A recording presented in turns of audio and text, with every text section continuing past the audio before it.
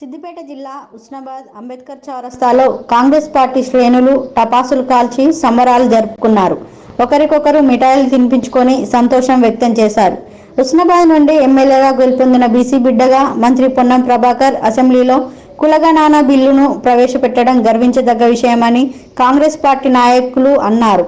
Congress party ఎన్నికల్లో ఇచ్చిన హామీ మేరకు కులగణన బిల్లును ప్రవేశపెట్టిందని గుర్తు చేశారు.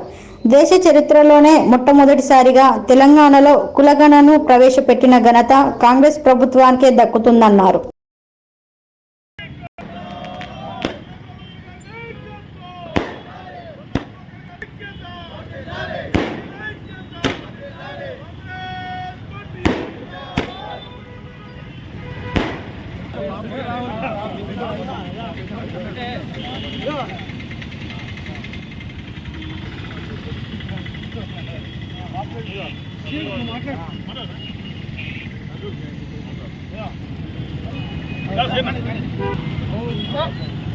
ఒక ప్రాముఖ్యత పెంపొందించే విధంగా బీసీల జనగణన చేపడతానని చెప్పని ఎన్నికల హామీలో విధంగా ఇచ్చినటువంటి హామీ ఏదైతే ఉందో ఆ హామీ ఎన్నికల ముందు బీసీ కార్పొరేషన్ కొరకు ఏర్పాటుకి అయితే పొన్నం ప్రభాకర్ గారి నాయకత్వంలో జరిగినటువంటి ఈ జనగణన కార్యక్రమాన్ని ఈరోజు ఉస్నాబాద్ ప్రాంత ప్రజలు ఎన్నుకున్నటువంటి మన వ్యక్తి ప్రియతమ నాయకుడు పొన్నం ప్రభాకర్ గారు బీసీ సంక్షేమ శాఖతో పాటు రవాణా శాఖ మంత్రిగా బాధ్యతలు చేపట్టిన తర్వాత మొదటి అసెంబ్లీ విడత కార్యక్రమంలోనే ఇక్కడ ఏదైతే కాంగ్రెస్ పార్టీ చెప్పినటువంటి హామీ ఏది ఉందో దానికి అనుగుణంగా ఈరోజు బీసీ జనగణన కార్యక్రమాన్ని బిల్లు ప్రవేశపెట్టడం జరిగింది.